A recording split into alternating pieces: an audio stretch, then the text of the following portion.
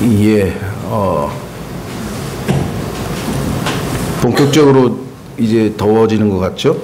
그래서 약간 가만히 있으면 모르겠는데 조금만 걸어 다녀도 아주 그냥 그 후덕지근한 그런 날씨가 이제 아마 시작이 되는 것 같습니다. 서울은 그동안에는 그렇게까지 더운 줄을 몰랐는데 이제 오늘서부터 본격적으로 시작이 되는 것 같아요. 예, 하여간 건강 잘 유의하시고요. 오늘은 시편, 죄송합니다. 이 솔로몬의 아가서 2장 8절에 와 있습니다. 솔로몬의 아가서 2장 8절서부터 우리가 오늘 시간이 되는 대로 시간이 되면 17절까지 우리가 살펴보려고 하는데, 이 솔로몬의 아가서를 우리가 대부분의 경우에는 다 영적인 교훈으로 많이 적용합니다. 그래서 1차적으로 주님과 우리와의 교제, 이렇게 해서 거의 대부분 적용을 많이 하는데, 그러나 성경은 1차적으로 교리를 위해서 쓰여진 것이기 때문에 우리가 교리를 살펴보지 않을 수가 없습니다. 성경의 1차적인 교리 적용, 그 다음에 두 번째는 우리에게 이 영적인 삶을 위한 영적인 또는 교훈으로 주어지는 적용, 이렇게 하죠. 물론 성경이 쓰였을 당시의 역사적인 적용은 그대로 문자적으로 그대로 또 적용이 되는 것이죠. 그러니까 솔로몬의 아가서라고 하는 것은 솔로몬과 솔로몬이 사랑했던 한 여인과의 술람미 여인과의 사랑의 노래로서의 가치가 있는 것이고, 두 번째는 그리스도와 또 그리스도인과의 교제, 깊은 사랑의 관계에서 우리가 주님을 배워나가고 알아가는 과정에서 필요한 것이고, 그러나 교리적으로도 우리가 솔로몬의 노래에서도 역시 중요한 내용들이 들어있다는 것을 놓쳐서는 안 될 것입니다. 보통 우리가 출애굽기를 만약에 적용한다 그러면은 첫째적으로는 역사적으로 이스라엘 백성을 하나님께서 애굽에서 해방시키셔서 그들로 하여금 하나님의 백성으로 삼으셨다고 하는 출애굽이라고 하는 역사적 사건이 실제로 있었던 사건이고, 그대로 우리가 적용할 수 있는 것이죠. 역사적 적용. 두 번째 영적인 적용은 우리가 세상을 예표하고 있는 이집트에서, 그렇죠? 나와서 이제 세상과 결별하고 세상이 아닌 주님과 하나님을 섬기는 거룩한 그리스도인으로서의 삶의 시작, 그렇죠? 홍해를 건너는, 그래서 세상과 결별하는 그와 같은 영적인 적용이 가능하고요. 그러나 교리적으로는 거의 출애굽기 적용을 잘 안 합니다만은 교리적으로 적용할 때는 거의 예언적인 적용이 많습니다. 그것은 나중에 우리가 실제로 이 홍해를 건너서 약속의 땅, 즉 이 땅에서의 삶을 뒤로 하고 셋째 하늘로 휴거돼서 올라가는 휴거를 나타내는 것이 교리적인 적용입니다. 근데 휴거에 대한 얘기 거의 사실은 출애굽기에서 별로 하질 않죠. 마찬가지로 이 솔로몬의 아가서에서도 그와 같은 교리적인 적용을 거의 놓치고 있기 때문에 우리가 다음 시간에 영적인 교훈으로서의 우리에게 적용할 것은 한번 살펴보겠지만, 1차적으로는 우리가 일단 교리적인 적용을 한번 해보겠다. 막 교리적인 적용을 하는 데는 아마 거의 전 세계 어디에서도 없는 것 같아요. 유일하게 제가 보니까 아주 드물게 이 교리적인 적용을 하는 것 같은데요. 8절서부터 17절까지는 교리적으로는 그리스도인의, 즉 주님의 몸된 교회의 휴거에 해당합니다. 휴거에 해당되고, 3장 1절서부터 5절까지는 이스라엘 백성의 환란에 해당이 되고, 나머지 6절서부터 11절까지는 천년 왕국에 해당이 됩니다. 그래서 이 전천년 재림이라고 하는 하나님의 경륜의 순서가 이 솔로몬의 아가서에서도 아주 정확하게 예시되어 있는 것을 우리가 한번 확인해 볼 수가 있다. 자, 그래서 우선 교리적으로 한번 적용을 해보면요. 나의 사랑하는 이의 목소리로라. 보라, 그분께서 산들 위로 뛰어오시며 작은 산들을 뛰어 넘어오시는도다. 나의 사랑하는 이는 노루나 젊은 사슴 같으시니, 보라, 그분께서 우리의 담 뒤에 서서 창문으로 들여다보시며 격자창을 통해 자신을 보이시는도다. 나의 사랑하는 이께서 내게 말씀하여 이르시되, 나의 사랑, 나의 어여쁜 자야, 일어나서 떠나가자. 보라, 겨울이 지나고 비가 그치고 사라졌도다. 땅에는 꽃들이 나타나고 새들이 노래하는 때가 이르러 맷비둘기 소리가 우리 땅에 들리는구나. 무화과나무는 푸른 무화과를 내며 연한 포도가 달린 포도나무는 좋은 향기를 풍기는구나. 나의 사랑 나의 어여쁜 자야 일어나서 떠나가자. 주님께서 우리를 부르는 초청하는 소리죠. 자, 우선 성경에 따르면 예수 그리스도께서 이 땅에 오시는 것은 두 가지 방면이 있습니다. 예수 그리스도의 재림은 은밀한 공중재림, 신부를 데리러 오는 은밀한 공중재림은 우리가 휴거라고 하는 용어를 쓰고요. 휴거라는 용어 자체는 성경에 없습니다만은 우리를 마치 데려간다는 뜻이죠. 이 땅에 있는 신부를 신랑이 와서 자기가 있는 곳으로 데려간다는 뜻을 한자말로 하면 휴거가 되고 그런 표현을 우리가 쓰죠. 그 다음에 공중에서 이 은밀하게 재림한 것이 아니라 지상에 아주 공개적으로 만천하에 이 땅에 있는 모든 원수된 적그리스도의 왕국을 다 멸하고 이스라엘 백성을 구해내시고 천년 왕국을 세우시기 위해서 재림하시는 예수 그리스도. 이거는 이제 공개적인 지상 재림이라고 합니다. 이 두 가지를 혼동하시면 안 된다는 것이죠. 성경에서는 분명하게 두 가지가 완전히 구분되어 있고 전혀 다른 것입니다. 놓쳐서는 우리가 안 될 것이죠. 자, 여기서는 휴거에 관한 것인데요. 여기 보시면 나의 사랑하는 이의 목소리로다. 성경에 따르면 휴거 때 일어날 몇 가지 이 사실들을 우리가 보게 될 것 같으면, 첫째는 하나님께서 내려올 때 나팔 소리가 들린다. 한번 확인해 보겠습니다. 데살로니가 전서 4장 17절. 휴거에 관한 성경 구절은 고린도 전서에도 있고 데살로니가 전서에도 있고 몇 군데 있습니다만은 가장 우리에게 1차적으로 언급되어야 될 성경 구절은 데살로니가 전서 4장입니다.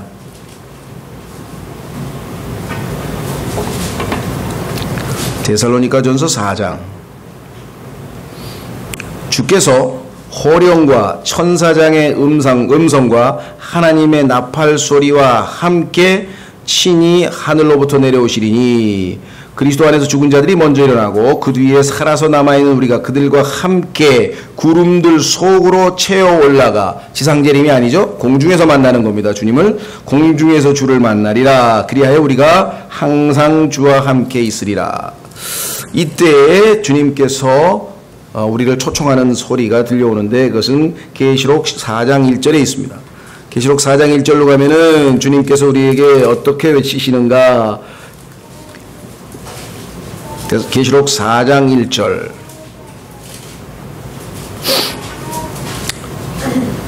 교회를 예표하고 있는 요한을 하나님께서 하늘에서 부르시는 장면이죠. 이 일 뒤에 내가 바라보니 보라 하늘에 한 문이 열려 있더라. 내가 들은 첫째 음성 곧 나팔 소리같이 내게 이야기하던 음성이 이르되 이리로 올라오라. 이리로 올라오라고 하는 표현이 성경에 3번 나옵니다. 첫 번째는 구약 성도의 휴거고요. 그 다음에 신약의 주님의 몸된 교회의 휴거이고요. 그 다음에 세 번째는 계시록 11장에 환난 성도의 휴거, 3번의 휴거가 있게 되는데 그때마다 하나님께서는 이리로 올라오라 라고 하는 초청의 소리가 있죠. 이후에 반드시 일어날 것들을 내가 내게 보이리라. 이후에 일어날 것들은 환난이라고 하는 것을 우리가 앞에서 계시록 1장에서 확인할 수가 있습니다. 뿐만 아니라 주님께서는 이름을 부른다 그랬어요. 여러분들이 각자 어떻게 이름을 부르실지는 잘 모르지만 분명히 이름을 부르신다. 확인해 보겠습니다. 요한복음 10장.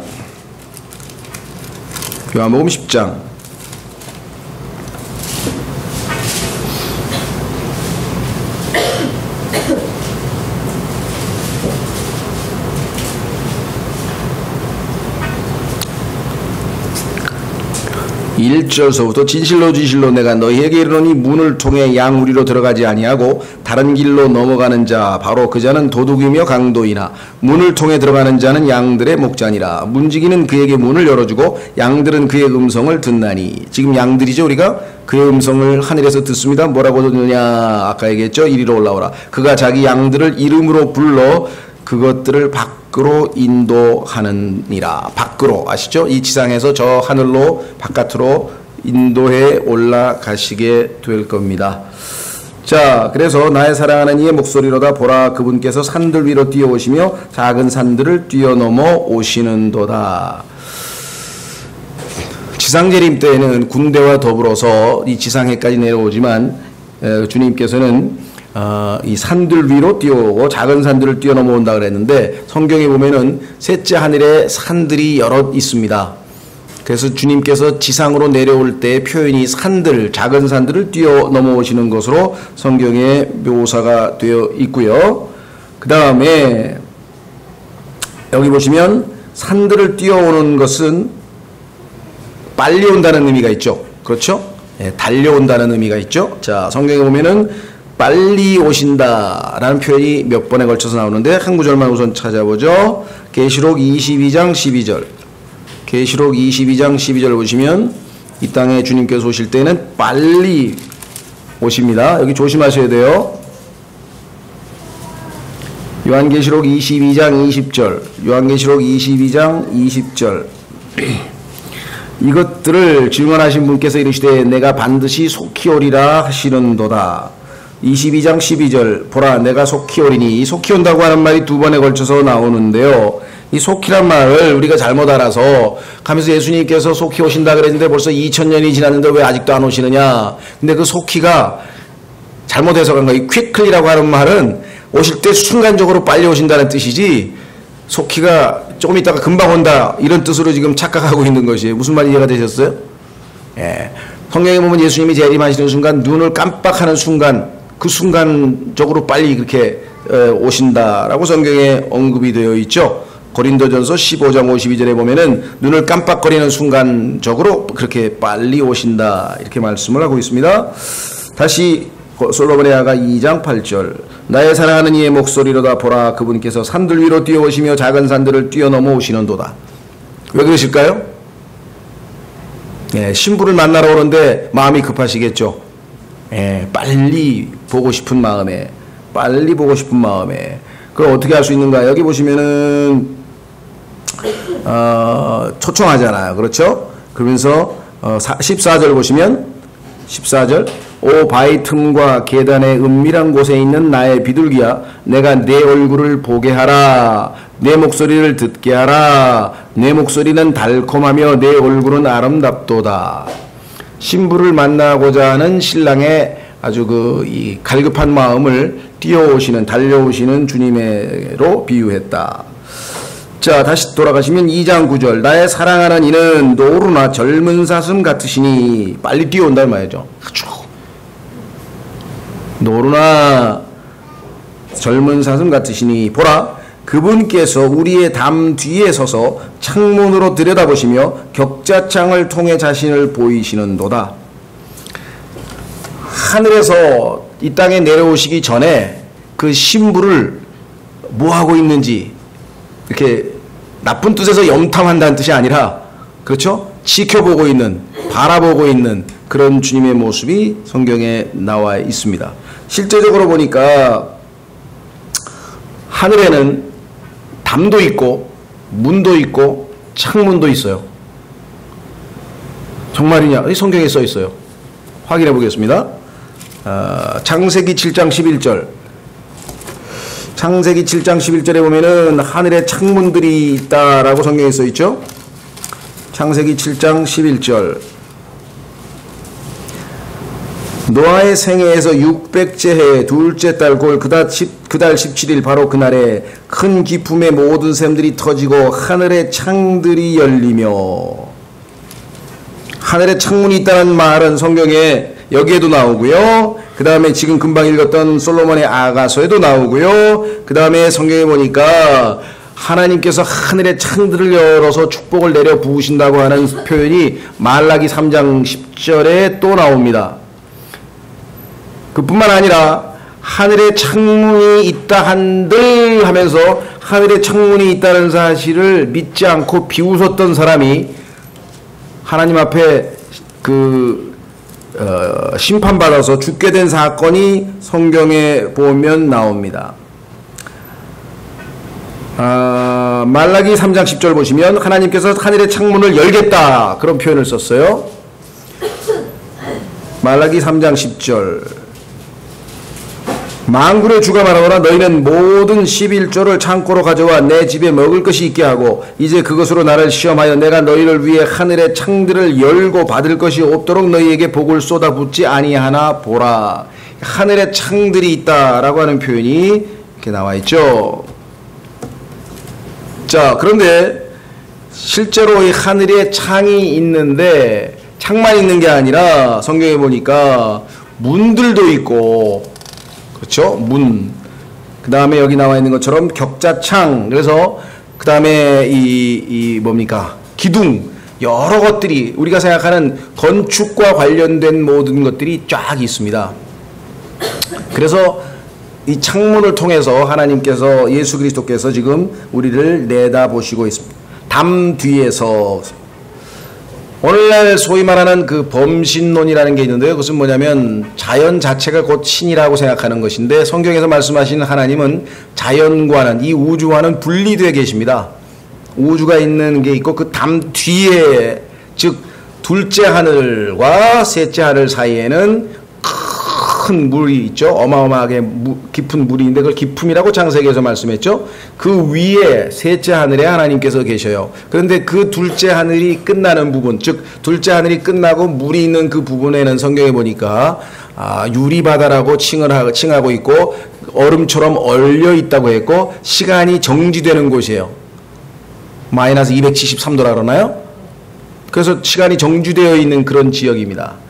그래서 완전히 이 창조물과는 창조주와는 분리되어 있다고 하는 사실을 성경에서 우리에게 가르치고 있고, 그 다음에 지금 여기 얘기하는 것처럼 창문을 통해서 내려다보는데 이 위치가 북쪽이라고 하는 것도 성경에 언급되어 있어요. 북쪽. 확인해 보겠습니다. 시편 75편 6절. 시편 75편 6절.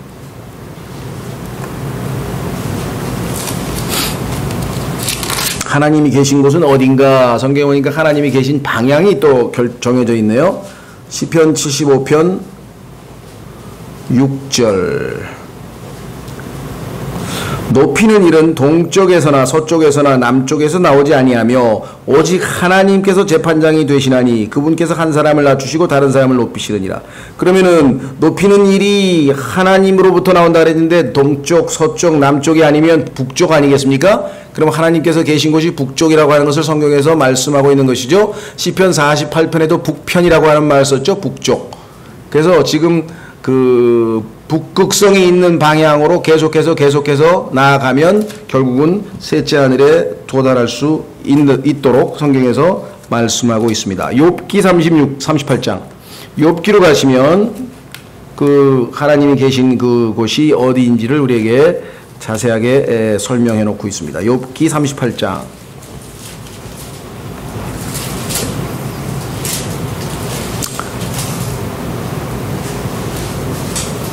4절. 하나님께서 이제 천지창조 창세기 1장 1절 천지창조하는 이야기가 나오는데 내가 땅에 기초들을 놓을 때 내가 어디 있었느냐 네게 명철이 있거든 밝히고 하라. 너는 존재하지도 않았지 않았냐. 누가 그것의 치수를 정하였는지 네가 아느냐. 여러분들 지구의 치수를 정확하게 재보면 만약에 지금과 같이 하나님이 정확하게 측정하지 아니하였다면 어떤 일이 벌어질 것인지 뭐 과학자들이 연구해 놓은 거에 보면은 우리 지구가 얼마만큼 균형이 되어 있고 또 그 위치가 태양과의 그 거리라든가 이런 모든 문제를 왜 하나님께서 그리 하셨는지 아주 과학자들이 또 분석해 놓은 게 있는데요. 자, 누가 그것 위에 줄을 팽팽히 쳤느냐, 그것의 기초돌을 어디에 고정하였느냐, 혹은 그것의 모퉁이뜰을 누가 놓았느냐, 어느 때에 새벽별들이 함께 노래하고 하나님의 모든 아들들이 기뻐 소리를 질렀느냐. 그러니까 영적인 존재들은 창세기 1장 1절에 천지창조 이전에 이미 있었네요. 그렇죠? 이전에 이미 창조되어 있음을 우리가 여기서 암시하고 있는 것을 보게 됩니다. 8절. 혹은 바다가 태에서 나오는 것 같이 터져 나왔을 때 누가 문들로 그것을 막았느냐. 하나님께서 문들로 막았다는 것이죠. 어느 때에 내가 구름으로 그것의 옷을 만들고 짙은 어둠으로 그것을 위해 포대기를 만들며 그것을 위해 내가 지정한 것을 터지게 하고 빗장들과 문들을 세우며. 그 어마어마한 물들이 둘째 하늘 우주로 쏟아져 내려오지 않고 있는 이유는 지금 하나님께서 다 문으로 막아 세워서서 그렇다. 근데 그 창문이 한번 열려가지고 엄청난 물이 이 지구상으로 떨어져서 비가 온 적이 있었죠. 그게 바로 노아의 홍수였다라고 하는 것을 우리가 알 수 있죠. 자, 그래서 성경에 보면은 문, 빗장, 그 다음에 창문 이런 것들이 하나님께서 설치해 놓은 것을 우리가 확인해 볼 수가 있습니다. 그래서 솔로몬의 아가에 나오는 이 내용은 문자적으로 그냥 해석을 해야지 하나님께서 그저 하늘에서 내려다보고 있다는 것을 상징적으로 비유적으로 하기 위해서 창문이나 그 다음에 격자창이라는 표현을 썼다. 이것은 아닙니다. 성경은 문자적으로 아주 문자적인 경우가 많아요. 요즘에 이 세상을 이렇게 들여다보는 뭡니까? 컴퓨터 시스템을 윈도우라고 그랬잖아요. 윈도우. 아마 내가 안 물어봤지만 빌 게이츠가 아마 성경에서 이 윈도우, 여기서 나오는 윈도우를 가지고 하늘에서 지상을 내려다보는 그 윈도우의 개념으로 아마 이 윈도우라고 하는 무슨 소프트웨어를 만든 거 아닌가 싶은데요. 자, 그래서 주님께서 자기 자신을 계시하시기 위해서 하늘에서 은밀히 신부를 관찰하고 계신 모습이 여기 나와 있습니다. 그렇죠? 예. 자, 이제 음성이 들립니다. 아까는 그냥 목소리로다. 그런데 그 목소리의 내용이 뭐냐? 10절. 나의 사랑하는 이께서 내게 말씀하여 이르시되 나의 사랑 나의 어여쁜 자야 일어나서 떠나가자. 일어나서 떠나가자. 아까 우리 어떻게 나와 있었죠? 우리는 이리로 올라오라. 예. 이리로 올라오라 라고 하는 표현과 일어나서 떠나가자 라고 하는 표현을 쓰셨네요. 자, 여기서 우리가 한 가지 더 짚고 넘어가야 될 것은 무엇인가 하니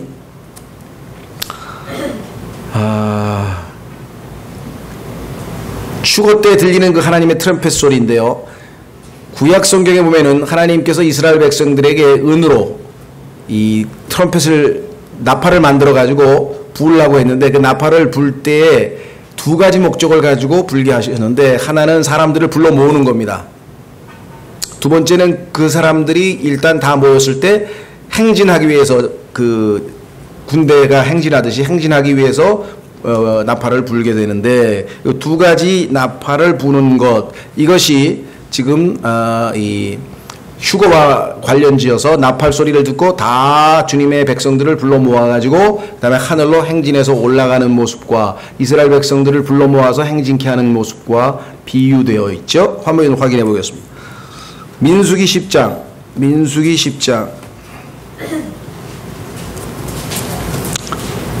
10장에 보시면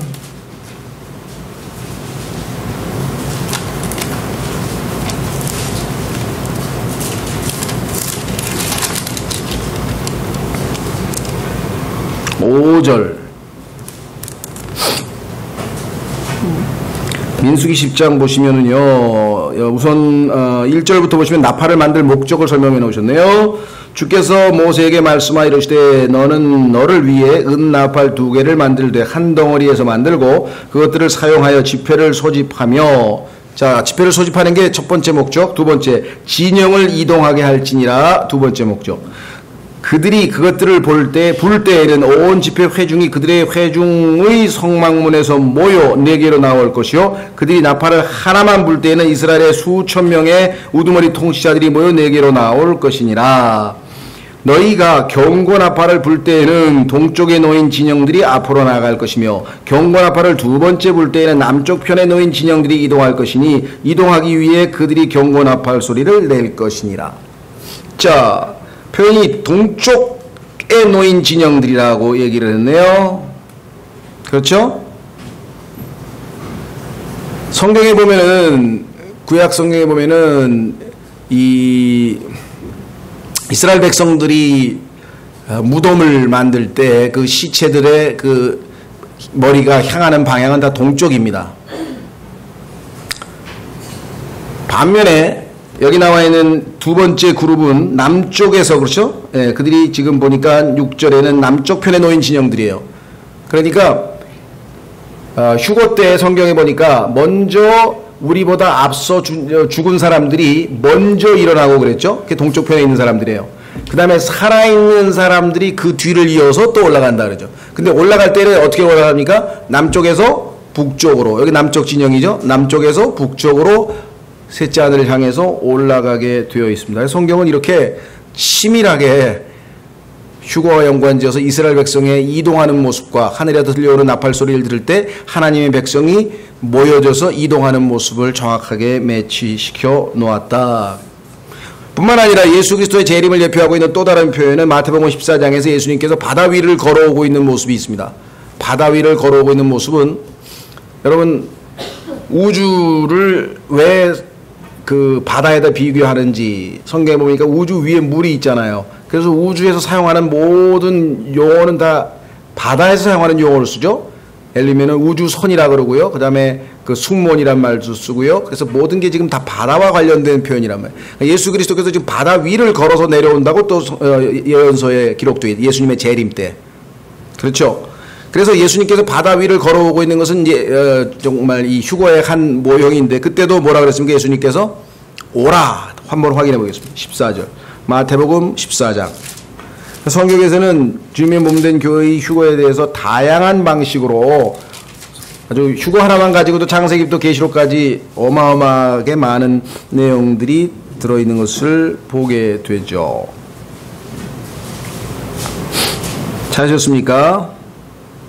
마태복음 14장 24절. 그러나 이제 배는 바다 한가운데 있었고 바람이 반대로 불므로 파도로 인하여 요동하더라. 밤 사경이 예수 그리스도의 재림 때죠.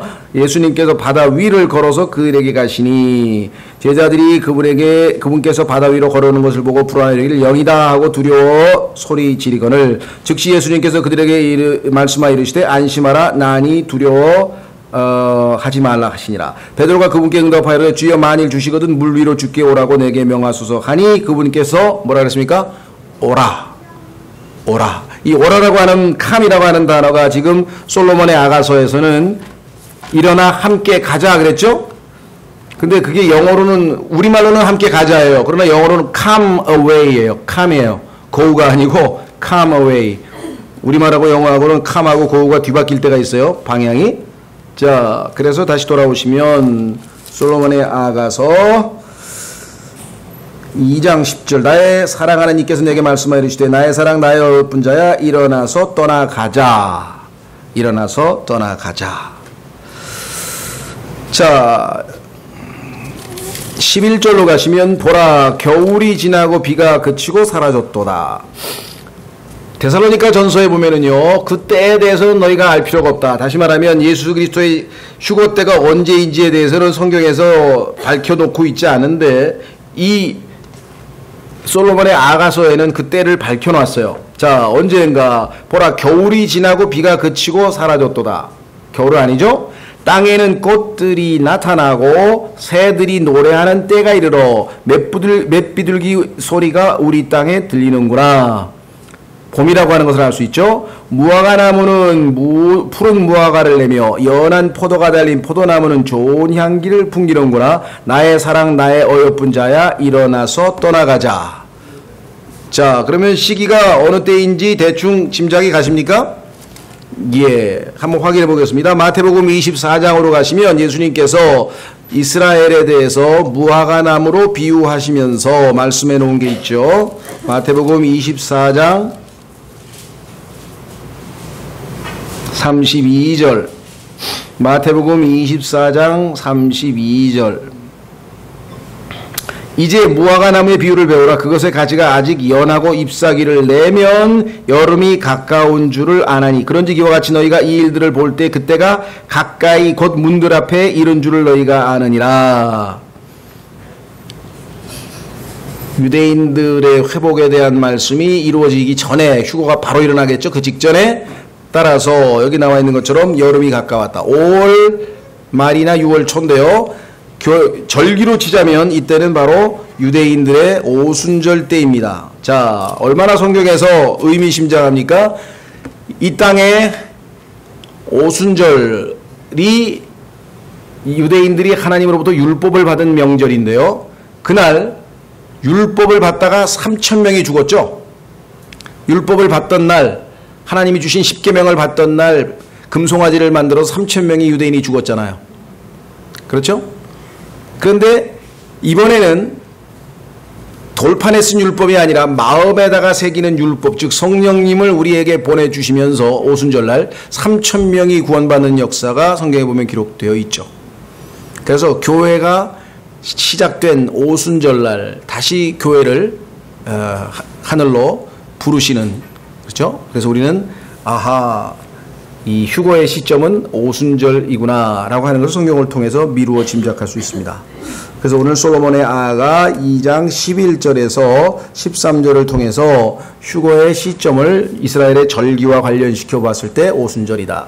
어떤 사람들은 오해를 합니다. 자, 첫째 7절기에 보면은 첫 번째가 여러분 잘 아시는 6월절이고 6월절이 끝나는 그 바로 저녁부터 시작해서 일주일 동안 무교절이 시작이 되고 그 무교절 시작된 날 바로 다음 날 두 번째 날이 초실절이라고 하는 예수님의 부활을 나타내는 절기가 시작이 되고, 그래서 6월절, 무교절, 초실절이 연이어서 있습니다. 그 다음에 초실절서부터 50일째 되는 날이 오순절이에요. 오순절이라고 하는 것은 50일이라는 뜻이죠. 초실절서부터 50일째 되는 날이 오순절. 그 다음에 일곱째 달로 넘어뛰어서, 그렇죠? 일곱째 달로 건너뛰어서 일곱째 달의 첫째 날이 나팔절. 두 번째 10일쯤 지나서 그때가 속죄일, 이스라엘 백성이 욤키퍼라고 하는 유대인들의 속죄일. 그 다음에 여러분 잘 아는 이 장막절이 또 일주일간 걸쳐서 시작이 됩니다. 그러니까 많은 사람들은 나팔이 불린다고 하니까 마치 나팔절하고 휴거하고 연관이 된 것처럼 이렇게 착각하고 있는 사람들이 있는데, 나팔절은 유대인과 관련된 것이지 그렇죠? 교회와 관련된 것이 아닙니다. 그래서 여기 보니까 교회는 7월달, 즉 이 9월 10월에 되는 그 때가 아니고 초실절이라고 하는 거, 오순절이라는 걸 알 수 있죠. 예수 그리스도께서 부활하시고 예수님께서 십자가에서 죽으실 때는 당연히 6월절이었죠. 그분이 6월절 어린 양으로 죽으셨기 때문에. 자, 그래서 다시 돌아오셔서 14절로 옵니다. 14절. 오 바위 틈과 계단의 은밀한 곳에 있는 나의 비둘기야. 지난번에 비둘기의 눈을 가진 것으로 신부를 아주 아름답게 묘사하셨던 주님께서 이제는 아주 그 비둘기에다가 신부를 묘사했네요. 나의 비둘기야 이렇게 얘기를 했네요. 내가 내 얼굴을 보게 하라. 내 목소리를 듣게 하라. 내 목소리는 달콤하며 내 얼굴은 아름답도다. 그렇습니다. 정말 이 신부에 대해서 완성된 모습. 자, 예수 그리스도를 만났습니다. 그러면 우리는 어떻게 됐을까요? 요한일서 3장에 따르면 우리도 예수님처럼 된다 그랬잖아요. 그렇죠? 그럼 예수 그리스도처럼 순결하고 예수 그리스도처럼 아주 하나님을 기쁘시게 하는 그러한 거룩한 모습으로 우리가 영광스러운 모습으로 바뀌었다면 그 모습을 바라보시는 주님의 흐뭇하심이 여기 나와 있죠. 오 바위 틈과 계단의 은밀한 곳에 있는 나의 비둘기야. 자, 성경에 따르면 바위 틈은 바위, 여러분 잘 아시는 것처럼 반석이라고 우리가 보통 얘기를 많이 했죠. 다른 곳에 일관성 있게 반석이라고 번역을 하면 좋대. 우리 성경은 영어의 rock이라고 하는 이 단어를 어디에서는 바위로 번역하고 어디에서는 반석으로 번역하고 좀 그랬어요. 근데 반석이라고 일관성 있게 번역을 해야 이것이 예수 그리스도와 연관이 있다는 것을 알 수 있죠. 고린도전서 10장에서 구약시대에 반석을 내리쳐서 물이 흘러나왔던 그 반석이 바로 예수 그리스도라고 바울을 통해서 하나님께서 고린도전서 10장에서 해석을 하셨는데 기억하시는지 모르겠습니다. 그렇죠? 예. 그 반석이신 거예요. 그 반석 틈에 딱 모아놨기 때문에 골로새서 3장 4절에 우리의 생명이 예수 그리스도 안에서 하나님 안에 숨겨져 있다 그랬어요. 그래서 이것은 신약시대의 그리스도인들의 구원의 절대적인 영원한 보장에 대한 하나님의 말씀으로 우리가 해석할 수가 있겠죠. 그 다음에 계단이라 돼, 계단. 자, 성경에 보니까 하나님께서 지상과 하늘을 직통으로 연결하는, 지상에서 하늘로 직통으로 연결하는 그 수단이 있는데 그것을 뭐라고 했는 거 아니? 뭐라 했습니까? 사다리라 그래서 사다리. 여러분들 창세기 28장에서 야곱이 사다리 위에 천사들이 오르락내리락 하는 걸 봤다라고 하는 것 여러분들 기억나시나요? 기억나시죠? 그 다음에 예수님께서도 그 천사들이 오르락내리락 하는 것에 대한 언급을 요한복음 1장 51절에서 하셨죠. 그러니까 우리는 잘 모르지만 물리적으로 봤을 때 휴거가 될 때 이 땅에서 우리가 하늘로 올라갈 때 빛의 속도보다 더 빠른 속도로 올라갈 텐데, 왜냐하면 예수님께서 부활하신 다음에 그 여인 중에 하나가 예수님을 붙잡으려고 그러니까 내가 아버지께로 아직 올라가지 않았으니 아버지께 자기가 첫 열매가 돼야 되니까 손대지 말라 그랬단 말이죠. 그런데 잠시 후에 어떤 사람이 와가지고 예수님의 발목을 잡았단 말이에요. 그때는 허락하셨다. 그러면 곧 몇 시간 안 된 사이에 셋째 하늘에 아버지께 다녀왔다는 얘기인데, 그렇죠. 200억 광년, 빛으로 200억 년이 걸리는 그곳에 예수님은 단 몇 시간 사이에 다녀오셨다는 얘기인데, 물리적으로 봤을 때 그게 어떻게 가능한가?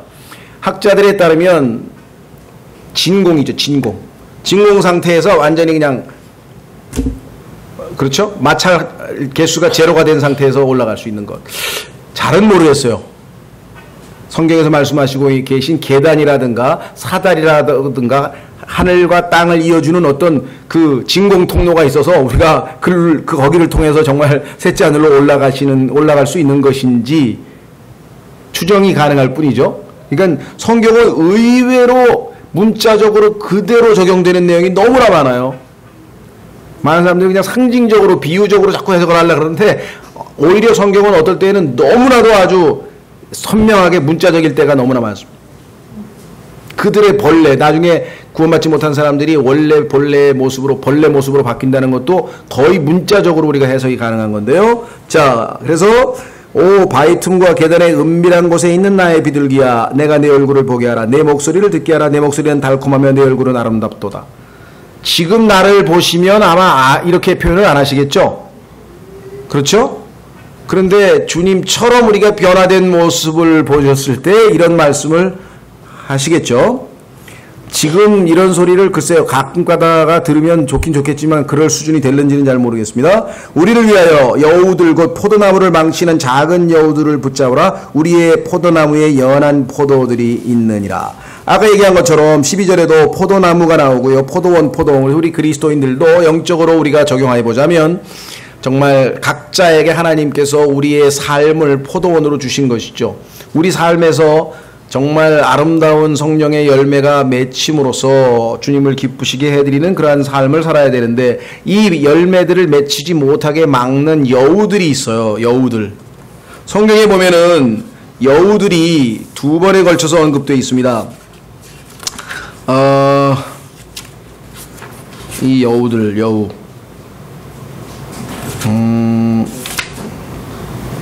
한번 에스겔서 13장.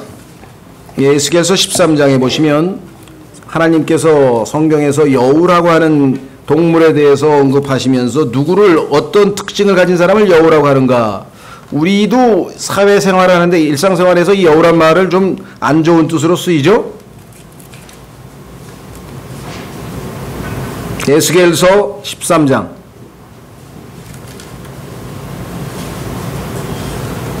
3절 4절 보시면, 에스겔서 13장의 3절 4절 찾았습니까? 주 하나님이 이같이 말하노라. 아무것도 보지 못한 채 자기 영을 따르는 어리석은 대언자들에게 화가 있을지어다. 오 이스라엘아, 내 대언자들은 사막의 여우들 같으니라. 아무것도 영적으로 모르는 자들이 뭘 아는 척하는 거 있죠. 영적으로 아무것도 모르는 엉터리 대언자들, 가짜 목사들, 이런 것을 하나님께서 여우라 그래도 여우. 조심해야 돼. 이거 여우를 조심해야 돼요. 그렇지 않으면 영적 생활을 다 망쳐버린단 말이죠. 자, 그뿐만 아니라 누가복음 13장에 따르면 찾진 않겠습니다. 예수님께서 헤롯에 대해서 얘기할 때 그 여우에게 가서 말하라 하면서 헤롯을 여우라고 지칭했는데, 정직하지 못한 회의론자들, 그렇죠? 밤낮 이 핑계 저 핑계 대면서 예수님에 대해서 안 믿으려고 하는 그런 사람들. 야, 가인이 말이야, 어디 가서 아내를 얻었다는 거야 도대체? 아내가 어디 있어? 뭐 이런 거 있죠?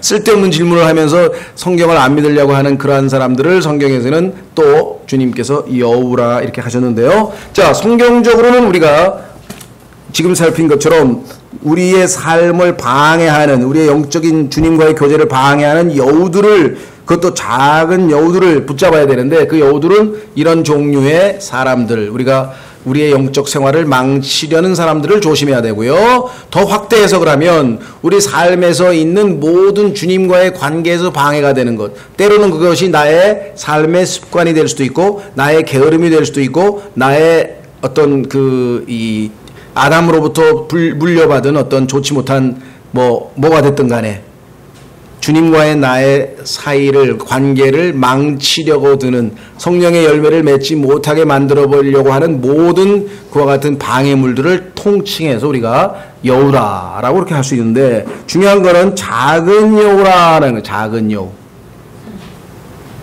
큰 외적으로 드러나는 큰 죄가 우리의 신앙생활을 망치는 게 아니라 아주 작은, 그렇죠? 예. 만약에 어떤 사람이 교통사고를 당해가지고 여기 팔이 하나 부러졌다. 그거 고치면 얼마 있다가 고통을 좀 겪지만 금방 붙어서 살아요. 근데 무슨 이상한 바이러스가 뇌로 하나 들어가가지고 뇌에서 움직이면서 그 사람 죽는 거야. 영적으로도 우리 안에서 벌어지는, 내부에서 벌어지는 어떤 자그마한 나의 습관, 이런 것들이 때로는 우리로 하여금 완전히 하나님과의 관계를 망쳐버리는 작은 거짓말, 그렇죠? 등등등등. 그래서 우리가 15절까지 오늘 우리가 살펴봤는데요. 다음 시간에 그 16, 17절은